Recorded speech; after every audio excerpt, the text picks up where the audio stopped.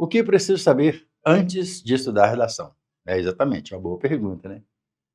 O que será que eu preciso saber antes de eu estudar uma redação, né? Aprender a fazer uma redação. Bom, eh, quando uma banca de concurso ela cobrar uma redação na prova, você não pode sair dando tiro para todos os lados, né?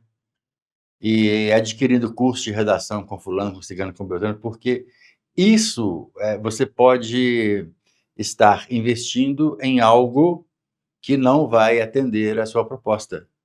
Porque a primeira coisa que você precisa compreender dentro da redação é qual é o tipo de proposta que a banca de concurso ela vai cobrar. Porque quando se fala redação, vem de redigir, a banca pode te cobrar uma redação por meio de uma proposta argumentativa, ela pode te cobrar uma redação por meio de uma proposta expositiva, ela pode cobrar uma proposta por meio de questão discursiva e também pode cobrar uma proposta por meio de estudo de caso. Ou seja, se você não souber diferenciar estes aspectos e você fizer um curso de redação para um determinado concurso público, sem ficar atento ao que o edital está pedindo, você corre o risco de você fazer o curso de redação e zerar na sua redação, ainda que você tenha sido o melhor aluno ou a melhor aluna daquele estabelecimento, né? Porque são propostas completamente diferentes. Então, muitas vezes, o que eu preciso saber de uma proposta de redação? Eu preciso saber se a banca vai cobrar um texto expositivo, se é um texto argumentativo, se é um estudo de caso ou se é uma questão discursiva. Porque as características são muito diferentes, né? A forma de você desenvolver cada tipo de texto, a forma é muito diferente. Então, hoje eu vou dar uma pincelada para vocês aqui sobre esses tópicos, né? Só para vocês terem uma noção. Quando se fala, né, a respeito, deixa eu tirar esse negócio aqui, de proposta argumentativa, esta proposta argumentativa, eu digo para vocês que aproximadamente 90% das propostas de redação estão dentro da proposta argumentativa. Ou seja, quase todas as vezes que você for fazer uma prova de concurso público e a banca cobrar redação, então ela vai te cobrar algo dentro da linha argumentativa. Por exemplo, a prova do Enem, redação do Enem. Como é que o Enem cobra redação? Ele fala um texto dissertativo barra argumentativo. Então, já sabemos que isso é uma proposta argumentativa. E esta proposta argumentativa é praticamente aquilo que mais de 90% dos professores, dos cursinhos hoje em dia ensinam, né, nas redes sociais, em seus próprios cursos.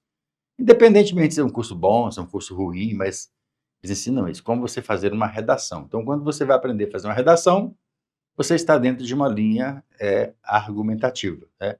90% aproximadamente dos casos. O problema é que existem alguns editais. Eu, por exemplo, quando estou dando aula, dando aula para alunos sobre mentoria, todos os alunos até ontem que eu dei mentoria para eles, eu falo, recorte a parte lá da redação e mande para mim que eu preciso ler todos os tópicos, para ver o que eu vou encontrar, né? A proposta de redação, por exemplo, do concurso CNU, lá, até hoje é uma incógnita, porque se não determinou o número de linhas, nós não sabemos. Porque se a banca cobrar, faz um texto de 15 linhas, não tem como você fazer uma proposta argumentativa dentro de um texto de 15 linhas. Ou seja, ter até que tem, mas você não poderá utilizar todos os elementos, né? Da mesma forma, uma proposta expositiva dentro de 15 linhas é meio complicado. Então, quando a banca ela fala a respeito de texto de 15 linhas, 10, 15 linhas, 99% dos casos ela vai te cobrar uma questão discursiva ou um estudo de caso. Então, quer dizer, só o número de linhas já muitas vezes já define. Quando a banca ela omite o número de linhas, aí fica complicado, né? Porque aí ela vai cobrar o quê? A gente não sabe. se é um estudo de caso, se é uma questão discursiva, se é uma redação normal que é essa argumentativa, se é um texto expositivo. Então, por isso que é importante você ter um acompanhamento nessa área, porque se você tem um profissional do seu lado, né, para te orientar nesses quesitos, este profissional ou esta entidade, ela tem que ser, entre aspas, obrigada a te dar um suporte sobre isso, porque senão ela libera um curso de redação já gravado para você, você estuda um determinado curso de redação já gravado, a banca te cobra uma proposta completamente diferente daquilo que você estudou, e qual que é o resultado? Zero, você vai zerar a sua redação. E se vocês hoje quiserem, por exemplo, perceber uma galera sendo reprovada em redação, é só cobrar texto expositivo, porque o povo não sabe o que é exposição. Inclusive, teve uma prova do concurso do Estado, que é a FGV, ela colocou lá na sua proposta pedagógica, ela colocou exposição de ideias dentro da proposta de redação. Eu olhei aqui e falei, pô, exposição de ideias? Por que você está colocando exposição de ideias? Será que vai ser um texto expositivo? Então, o que eu fiz neste concurso? Eu deixei os meus alunos preparados, tanto para a argumentação quanto para a exposição. Porque se a banca cobra uma coisa, né, e você aprende outra, você pode ter certeza que você vai zerar a sua redação. Então tá, então o que seria a proposta argumentativa? A proposta argumentativa é esta redação normal, é a mesma redação do Enem, de uma Caixa Econômica, é a mesma redação da Polícia Penal, não sei das coisas por aí vai. É uma redação que você vai defender uma tese, né? E você tem que saber o que é defender tese. Por isso que é importante você buscar profissionais ou entidades sérias, né? Para que te deem um suporte dentro dessa linha de redação, para você saber qual que é a diferença de uma argumentação por uma exposição, porque se você colocar se você defender tese em texto expositivo, você zera a sua redação. O texto, enquanto o texto argumentativo, ele defende uma tese, dá sua opinião, né? Mas dar sua opinião não é aquele negócio, na minha opinião, não é isso, né? Dar opinião a partir do momento que você fala assim, ó, é importante que o governo crie projetos sociais. Já defendeu tese, você já argumentou. Você está dizendo o que tem que ser feito. É importante que façamos isso ou façamos aquilo. É importante buscar a sensibilização em todos os setores. Opa, então você está dando um conselho, você está defendendo a sua tese. Quando você diz que é importante que se faça aquilo, é necessário, né? O perigo está aí, é momento de todos fazerem isso, fazer aquilo. Você já está, de certa forma, dando a sua opinião. Enquanto um texto expositivo, você não pode dar sua opinião em hipótese alguma. É um texto de cunho informativo, tão somente. Você pode citar porcentagens, você pode citar datas, né? Você pode citar autores. Se você não entender isso, cara, infelizmente vai dar problema. Então você precisa conhecer o que escrever em uma argumentação e o que escrever em uma exposição, né? O que seria uma questão discursiva? Muitas pessoas têm lá nos seus editais uma questão discursiva e a pessoa fica louca, o que é isso, né? Questão discursiva é praticamente a mesma coisa de um estudo de caso, não tem, assim, as diferenças são mínimas. A pessoa fica desesperada, tem que comprar curso de estudo de caso, curso de questão discursiva. Poxa, são tão poucas informações que nós temos para isso, né? A realidade é que quando as bancas cobram questão discursiva e quando elas cobram estudo de caso, normalmente elas determinam o número de linhas, que fica entre 10 a 15 linhas.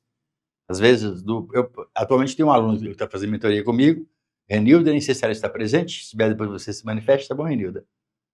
Ela vai fazer uma prova de 40 questões, sendo 38 questões na área da educação, mais 2 discursivas. Então, quer dizer, a gente tem que saber o que é questão discursiva. O que é discursiva? A banca vai te perguntar alguma coisa, ela vai te fazer uma pergunta, vai colocar um assunto em evidência e vai pedir para você normalmente argumentar sobre aquilo, mas não é uma redação completa. E existe uma forma correta de você escrever dentro de uma questão discursiva. O que é um estudo de caso? Praticamente a mesma coisa. Uma das pouquíssimas diferenças entre uma questão discursiva e um estudo de caso É porque a questão discursiva, a banca simplesmente já te sapeca uma pergunta no pé da beiça, né? O que fazer para resolver os problemas sociais na atualidade? Pronto.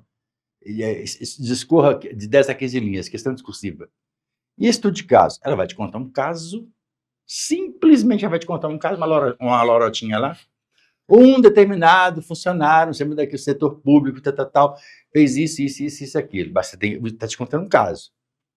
Agora, diante da sua visão, o que deveria ser feito para resolver a situação? Bom, agora, ela mandou você escrever sobre aquilo, sobre o estudo de caso, ou seja, número de linhas mais ou menos compatível um com o outro. O esqueleto dessas duas tem uma aparência muito grande. O esqueleto dessas duas tem uma aparência muito grande. As duas de baixo não tem nada a ver com as duas de cima, as duas de cima não tem nada a ver com as duas de baixo.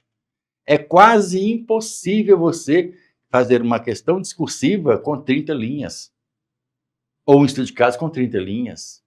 E é matematicamente impossível você fazer uma questão argumentativa com um texto argumentativo com 10 linhas. Só o primeiro parágrafo tem que terminar na média de 8, 6, 8? E aí, como é que faz, né? Então, você precisa conhecer estes detalhes, no mínimo, para saber que tipo de redação que você vai estudar. Tá certo? É muito importante, porque senão você hoje está investindo em cursinhos de redação para um determinado concurso público que vai cobrar uma proposta diferente daquilo que você está estudando. E como que eu sei? O edital. Não tem outro lugar para eu ter a referência. É edital. Falou qualquer coisa, a argumentação é esta. 90% é argumentação. Se não falou argumentação, ou é exposição, ou é um texto discursivo, uma questão discursiva, ou é um estudo de caso.